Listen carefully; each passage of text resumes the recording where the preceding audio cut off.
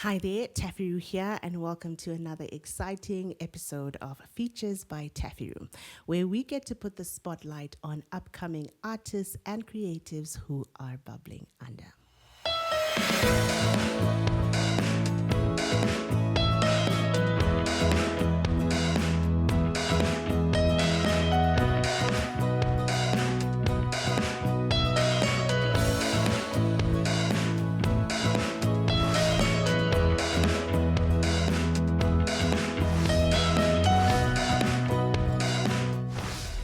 So they say that women have many more words to say than men.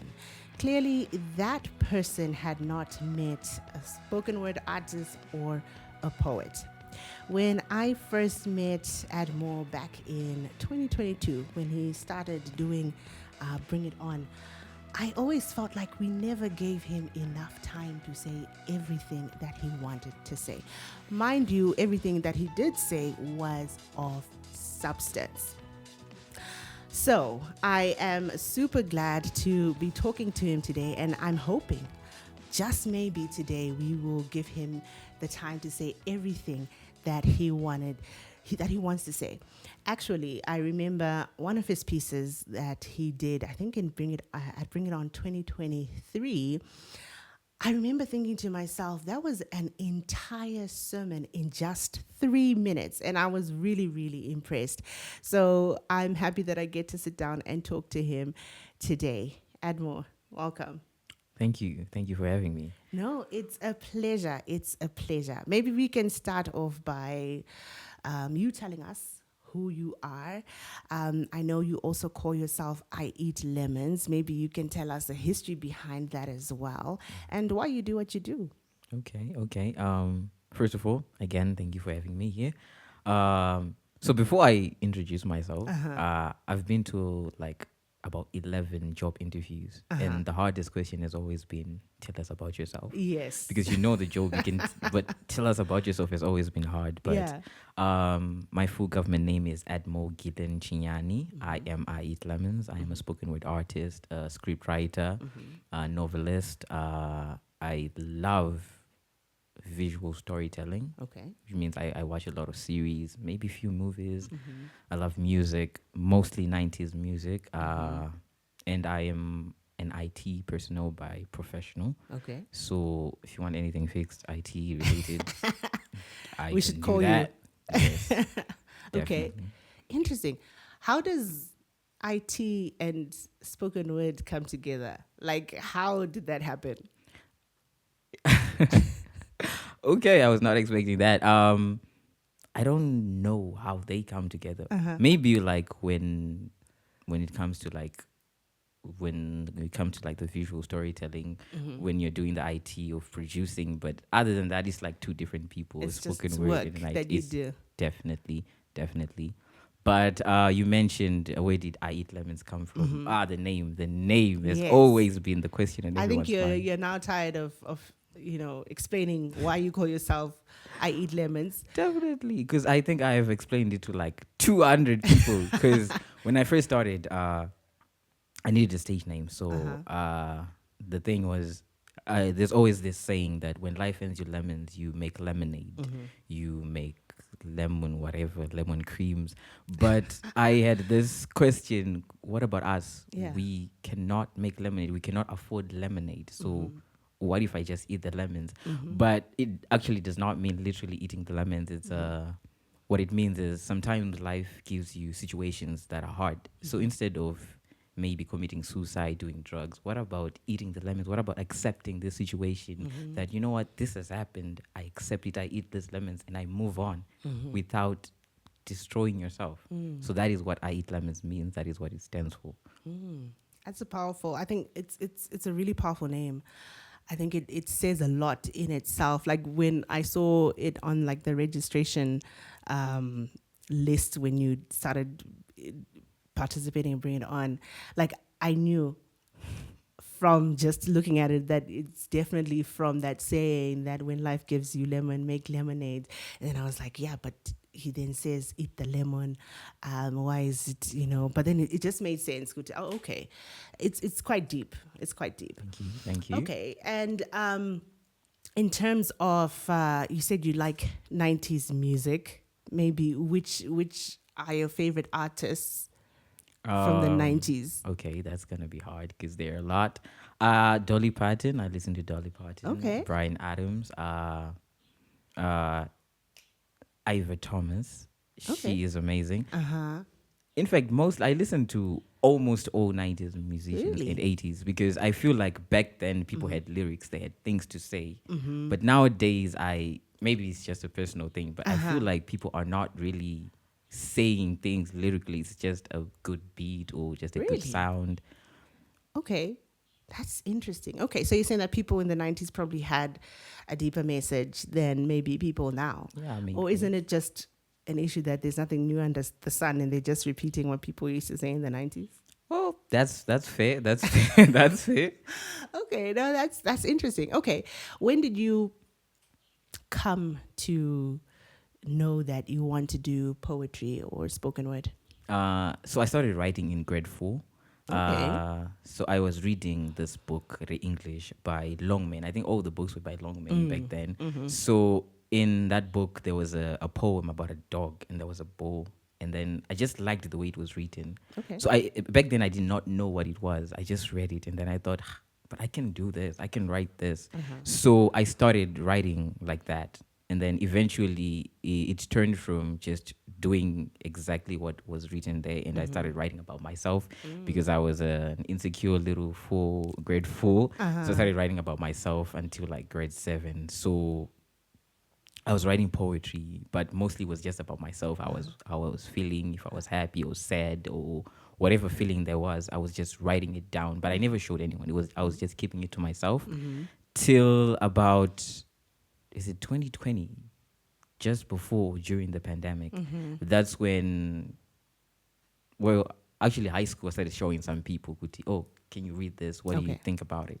And then so there were some people who knew what I wrote. So one person, her name is TaffyRue, she showed me a post about a poetry event and said, I know you write, can you go there and perform? And then I had never performed before. Then I said, you know what? Okay, fine, I'll go, because she complimented me. So Okay. then, because Yeah. in primary school, right, like I said, I liked writing. So usually the teachers would go with my compositions to show other classes, why can't you write like this child? Mutage, taurai nai, he can teach you how to write. So because she complimented me, I was like, no, I'm going to go. So I attended this poetry event at Longshin Plaza. So then I did not know. It's a bit naive of me, but I did not know Kuti actually poetry was a thing, especially in Zimbabwe. So then I sat there and then I watched about 10, 12 people just perform. And then it was eye-opening. It was amazing. And I felt like, oh, I'm not alone in this world. There are other people like me. But then I also felt like, okay, I'm not up to the level they are, because everyone is just so on point. Yeah. So that is that is when I can say my poetry journey started, because that day I told myself I'm gonna be like these people. Wow. Yeah. Interesting. It's amazing what a compliment can do, huh? I know, right? It gave you, I guess, the confidence or the courage to actually then follow through and go to this event. And that's where I guess you then got to figure out that you were not alone in this journey of writing deep things and all of that. Okay, that's amazing. Okay, so you started quite young, grade 4. That's like my daughter's age. So that's amazing. Thinking that, someone my daughter's age can actually start writing and do what you're doing. Okay, and what has your journey been like in the world of poetry and spoken word? Okay, so I would say by now it's been rather good, or better than expected, because when I started, like I mentioned, after that event, I joined the WhatsApp group with all the poets. Okay. And then I started recording myself, sending poems of myself. And then the very first comment was like, you sound like you're reading a novel. And then that killed me. Oh, shame. Okay, I'm never doing this again. I'm never doing spoken word again. But then there were other people there, people like Poetry Lady, people like Sharon Lole. Like, they were older than me. They were older than most people. But then they were like, no, if you nurture yourself, you can be something with this. So if it wasn't for those people also Yeah. commenting, Kuti, you can do something with this, I was gonna stop. So then I started practicing every day until I became, I guess, good according to the people. So then I got opportunities to perform different places, ZBC, 3KTV, and then last year I performed in Namibia, and then I was on places like Bring It On, Yeah. Star FM. So I wouldn't say that it's been the greatest journey, but for me, for how I started and what I was expecting, it's been rather good. So what have you learned from your journey so far? I've learned that hard work and dedication can get you to wherever you want to, even though I'm not really too hardworking. What do you mean you're not too hardworking? I'm sure because the opportunities that you have had come to you, right? They obviously came because you were hardworking. Like you're saying, you were practicing every day. I mean, do you know how hard it is to practice every day? Like for, like I'm a singer, but I don't think I practice it. I try, but I don't find, it's hard to practice every day. So practicing every day is actually quite a discipline, right? And it's not easy. It's not easy. So that is quite hard. It is hard work. Thank So you. so yeah, okay. And do you think that, okay, before I ask that question, maybe I'll ask this one. What is the difference between spoken word and poetry? I like asking this question to to my fellow spoken word / poets. I think the difference mainly is because in poetry, then a stanza may not sound the same when you speak it. So in poetry, there's some definite steps that you have to write, or some stanzas that you have to follow, or depending on the type of poetry you're writing. But in spoken word, it's just translating that poem into spoken word, into making those words have a voice. So sometimes there are poems that are hard to actually then speak out or put out. For example, like something from Shakespeare, when you read it, it might make sense, but when you try to do like a spoken word of it, it might not come out. So I think that's basically the major difference is the way the poem comes out when you give it voice. Okay. Okay. So you're saying in terms of spoken word, it's bringing that poem to life. Exactly. Ah, interesting. Okay. So I know you started doing Bring It On back in 2022, right? Yeah, it's a bit ago. I remember there's this line that you said in your piece where you're like, depression has more followers, or is becoming a religion more popular than Christianity. I think I never got the opportunity to ask you why you say that or why you think that. So maybe now that I have you here with me, maybe you can explain what you meant by that. No, okay. First of all, I'm impressed you still remember that line. Well, I do have video footage. Okay, that makes sense. Oh. So I'm guilty. I do. Like, I mean, the sentence made an impact, and then I had to go back and watch it again because Yeah. I felt it was really deep. Yeah. So the line goes, where I come from, depression is a religion with more followers than Christianity. And at that moment, I kept quiet, and then I heard the crowd react, and I knew they heard me. They heard me. So depression is even to this day, I think it's really a mess.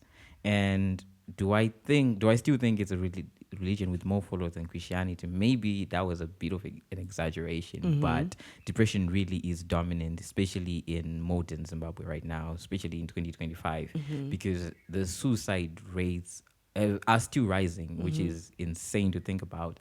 And then, especially in young kids, but then it's due to the peer pressure of seeing your peers maybe thinking they're doing better than you, or it's the social media where you think maybe I should be like this, or maybe a bad comment on social media can even lead to, if not suicide, maybe depression. So I think, yeah, depression is still a very, very big issue, especially even in like small matters can cause depression, which is very, very concerning. Yeah, definitely. For me, I think that sentence or that thought or that opinion is still ringing true today. You might think it's an exaggeration, but I think it's really true because you find that even in the Christian world, people are talking about depression and they are talking about struggling. And there's a statement that my dad said to me. I was still young, like I think I was early 20s. And he was like to me, you know, I think my dad is extreme sometimes when he says some of his statements, but he was like, I think it's impossible for a Christian to be depressed. Oh, okay. And I was like, how can you say that? That is just not possible. Like, why? Why are you saying that? You know? And then after some time, you know, as much as, because I didn't agree with him there, I was like, no, that's not true. It's possible for Christians to be depressed and all of that. But obviously, as I began to see more life, I can't say I agree with that extreme position, but I think there is some truth to that. Because I feel like if you look at a lot of the things that are causing depression these days, it's lack of contentment a lot of the times. You know, we're not getting the things that we want. We're not achieving the dreams that we thought we want. People are saying, you know, are judging, you know, the way you look or what you say and all of those things, right? And then I look at my time in my life where I kind of also experienced that bout of depression. I was a Christian, but then if I look back to that time when I did experience that, and I look at the feelings and the things that I went through, I'm like, it's because it was like, you know, I was going through a broken dream. You know, I was experiencing, you know, a lot of pressures in life and all of that, but my focus was no longer on Christ. And the more I focused on Christ, the more I focused on the life after death that he promised us, the eternity with him, the more the things of this world began to look, you know, strangely dim, as a hymn says, you know. And not that they don't matter, but it's like, yeah, but Shabira, you know, That's one true. day, all of this will pass away and I will have eternal life. And what can beat that, you know? So that kind of brought me out of that depression, you know.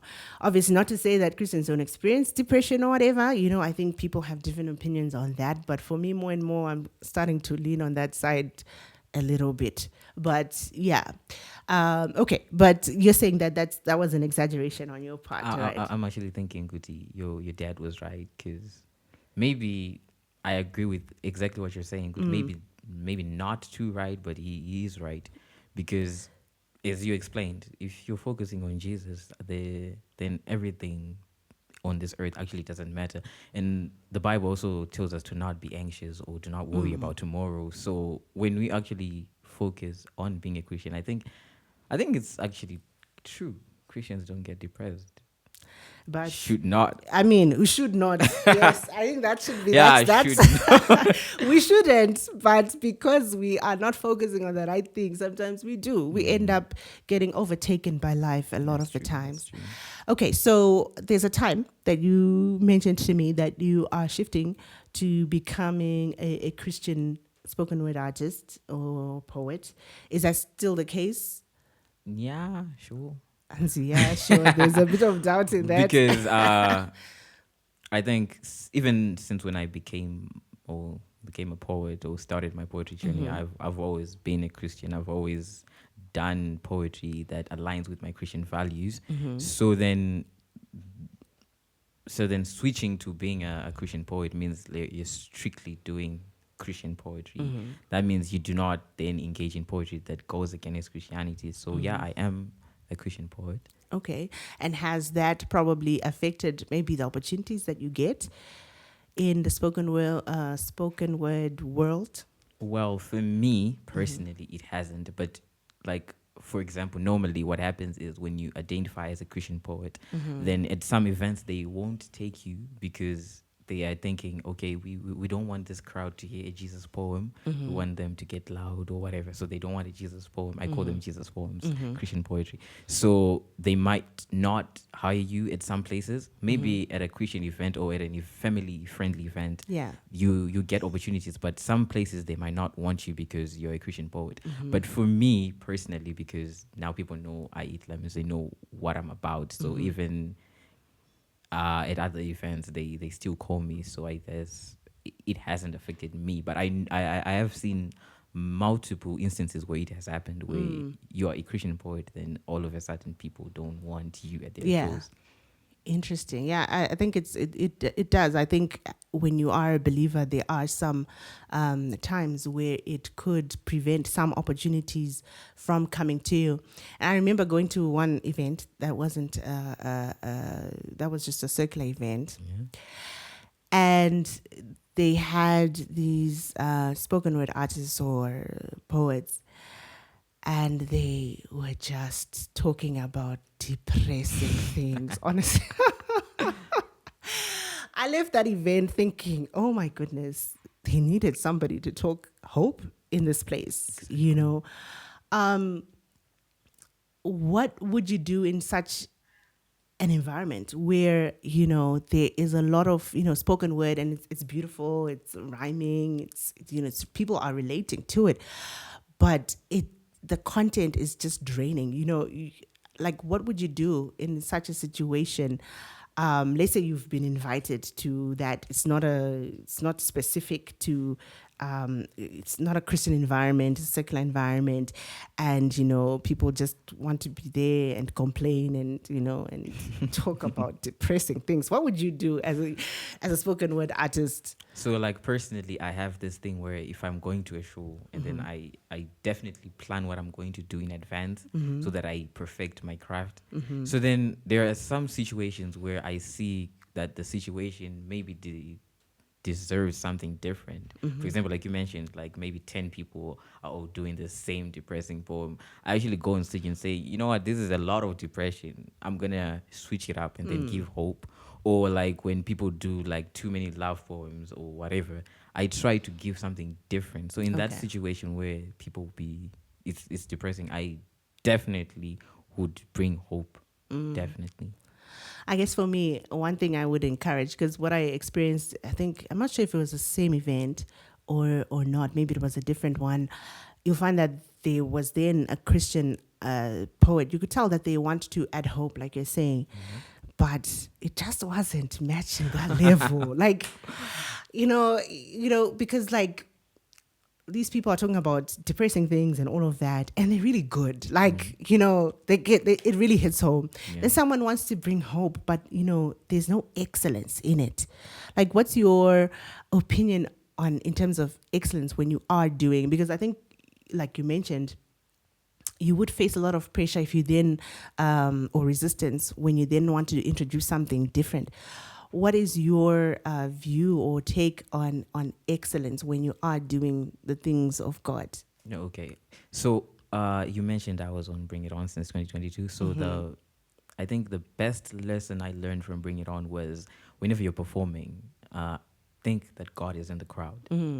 So when God is in the crowd, are you going to perform the same way you're performing? Are you going to perform the same piece you're performing? So ever since that day I heard that from Bring It On at the workshop, I kept that in my mind. It's like the first thing I think about. So then when it comes to excellence, you don't want to give God something that is half baked, because God wants your all. So that means then you have to perform something that is top tier, that is perfect, because when you have that mindset that you're performing not only for these people but also God is in the audience, then you definitely make sure that it is perfect. Performing for the audience of one. There's Exactly. only one that matters. Yeah, definitely. I think we definitely need that as Christians in the entertainment industry, having doing things in excellence, you know, as unto God and not for man. Because when you then show up at a place like that, you're a Christian artist or a spoken word artist, singer or whatever, and you've been given a platform where, you know, it might actually be some people's first taste of, someone who knows God, who's heard the gospel. You need to then stand out, be memorable, make that impact on that person. So now when you're substandard, bazomona mukristian uya ndazvizoite, you want to represent God well. All right. Now, the next question for me would be, what place does spoken word have in today's world? Yes, maybe let's answer that question. What place does spoken word have in today's world? I think I'm gonna use the word kuti kutsiura.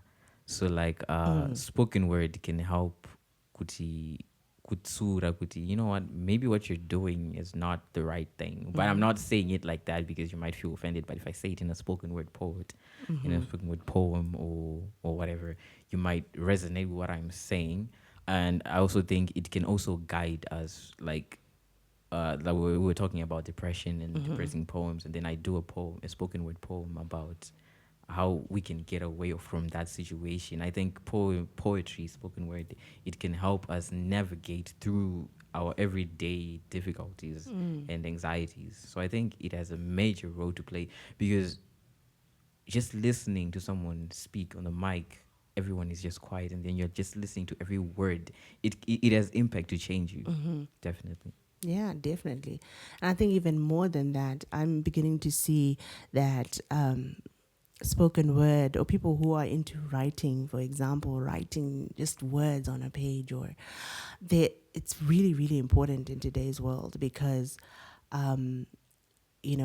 words have that power to create. Definitely. I think I've heard someone say that. If it was not, I think it was you. It was. Yeah, in terms of having the power to create, right? And we create a lot of things like music and scripts and books, and all of those things need words, right? Yes. And so the part that you guys have to play is indeed deep, because words are creating a lot of things in our world today, right? Definitely. We need to be saying the correct things. Otherwise, we'll eat of, the words that we speak. And if it's negative, then that's not great. Exactly, like the point you said, you have to say the correct things. So there's this poet who always encourages, it's like a mentor. He always encourages people that your poetry could kill someone, because if you're just writing depressing poems that have no solution at the end, then what are you doing? What are you giving out to the world? What are you saying? So he always encourages, Kuti, when you're writing a poem from start to finish, make sure there is a clear message, because then people know what you're giving off. So if you're writing sad poems or dark poems, yes, they're dark poems, but is there light at the end? Is there a message? So we have to use the right words to heal or to cure people, because our poems have the ability to ruin people's lives. Yeah, definitely. Words have the power to curse. All right, so now we have reached the part of the conversation where we get to switch roles and you get to ask me one or two questions. I don't know if you have anything that you would want to ask me. I have 10 questions, but I'll just ask 10 questions. Okay. So when I write poetry, it depends with how I'm feeling or how the mood is. So sometimes I can take a poem and write it in 10 minutes. Sometimes I take 7 months writing a poem, maybe 3 lines a day, or it's not clicking. Yeah. So I wanted to ask you, when you're writing a song, how long do you take? That's a good question. I think it's very similar to you, actually. Yeah, if you actually complete it in 7 months, you're lucky, because I can actually then forget about the song. I never get back to it. So yeah, it depends really on a lot. So when I do write songs, there's some that I do within. Actually, let me say this was the past, Okay. because Okay. things have changed. So there's before marriage and after marriage. So before, when I was still young, because when you're young, when you don't have a family to look after or be responsible for, Yeah. you have more time on your hands. It might seem like you don't have time, but you have lots of time. It's actually ridiculous when I think about the time I had on my hands when I was still younger. So you'd have time to think about an idea and flesh it out a lot easier. In probably 2 or 3 hours, you could have something, and then they like for me now.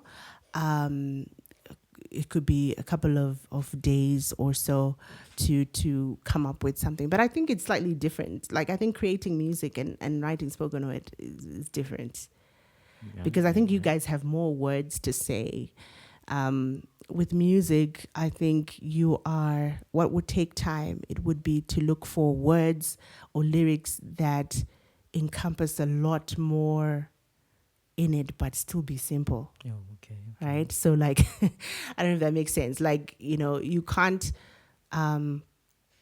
say, I woke up, I did this, A, B, C, D. You're like, I spent my day doing typical things, right? In one sentence, you said that what I do every day. So I guess that's what makes it a little bit more complicated, because you want to say a lot in less. I don't know. Maybe I'm assuming. Maybe you can tell me, what is your process when you are writing something? I thought we switched roles. No, it's just so we can always go back to that. But like, I just want to see if my comparison is correct or not. So when I write something, I first of all, I think about what I want to say and how I want to say it. And then after that, then I choose what words I want to use. Okay. And then after that, so it depends. If it's something I'm really motivated to do, maybe a day I can finish. Okay. Or I could spend 3 months just, the words are not fitting exactly what I want to say, because maybe I've heard that line somewhere else, so I can't really use it because it won't feel like it's mine. So then I'll have to wait for the right words to come.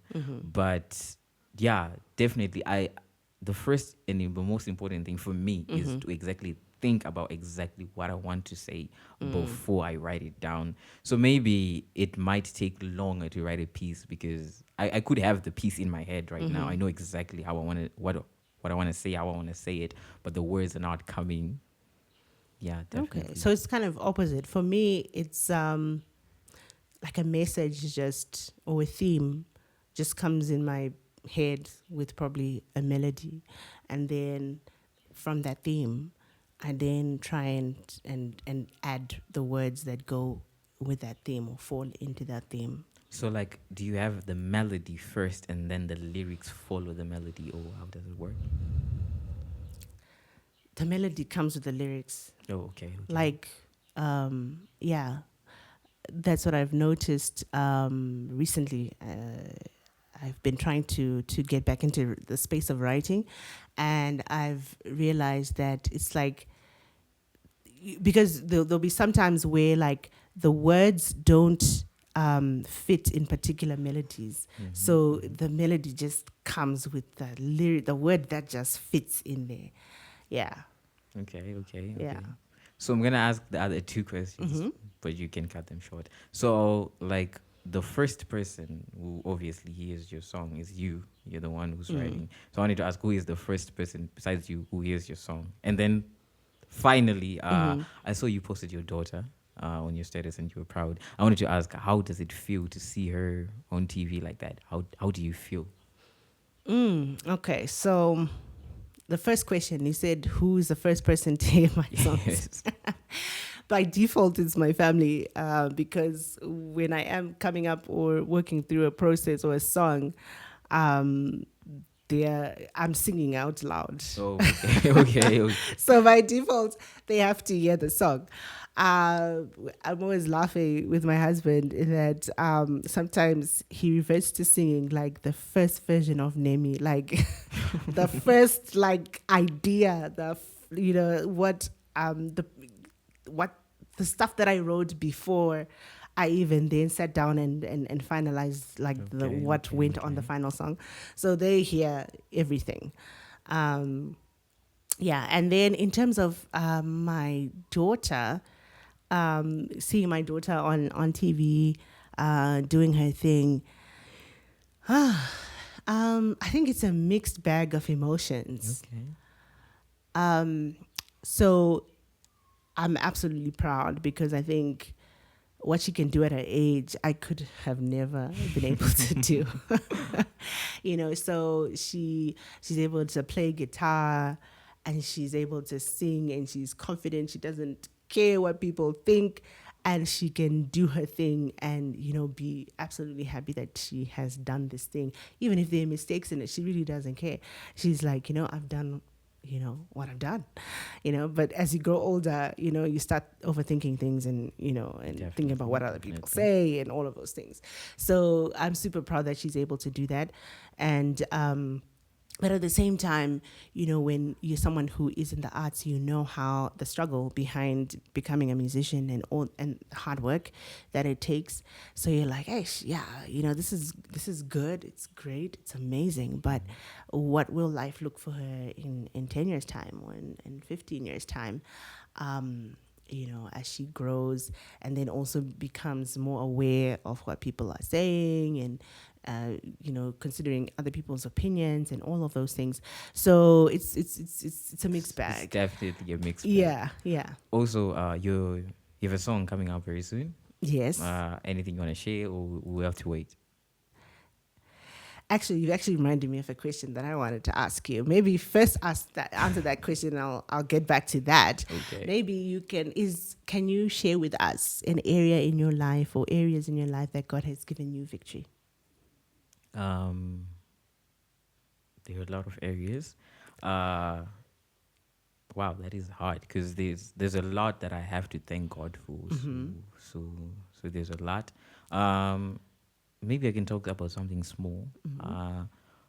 In 2022, my cousin brother, he passed away, and then literally 2 months later, actually the mother passed away first, and then 2 months later it was my brother. So sorry to at hear that point in time, I was depressed. I was depressed, and because he was just about 25, 26. So I started thinking, Kuti, I'm not that far off from getting to his age. So am I next? So that question lingered on for months, and I kept thinking I was gonna die. That is exactly what I thought. So I never thought like 3 years later I would be at a point where I've accepted that it happened, that it was God's will, that I'm fine. So I guess it's a victory in its own that God took away the depression and showed me hope. Kuti, there is life after death. There is heaven waiting for us if Kukunda. So I'm just gonna choose to say that. That's really beautiful. Interesting. Okay. Well, I'm sorry to hear about your cousin, and I think death is something that people will never get used to. But it's amazing how God is able to bring healing and victory in that way. Going back to the question that you asked me before you shared that, in terms of the song that's coming out soon, I'm not sure if it'll be out yet when we air this episode, but it is a song that is coming soon, and it's called Kukunda. And it's just a song that is talking about, yes, life has challenges. Yes, life has difficult things, but we have victory through Jesus Christ. Okay.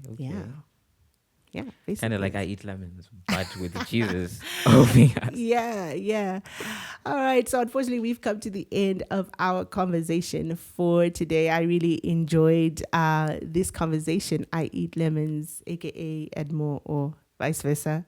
Admore, aka I eat lemons. I don't know if you have a word of advice for young people who will listen to this podcast and who are, who want to be spoken word artists one day, or who want to make some sort of impact in their lives, maybe you could share with them a word of advice. Maybe you can look into the camera. Okay.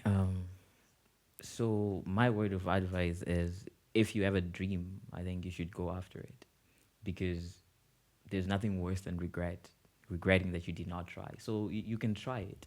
If it fails, then now you know, and then you can move on. But I think just go for it. Whatever it is that you want, go for it. What words of encouragement. You've heard it for yourself. If you have a dream, go for it. Thank you so much for joining us today, and until next time, goodbye.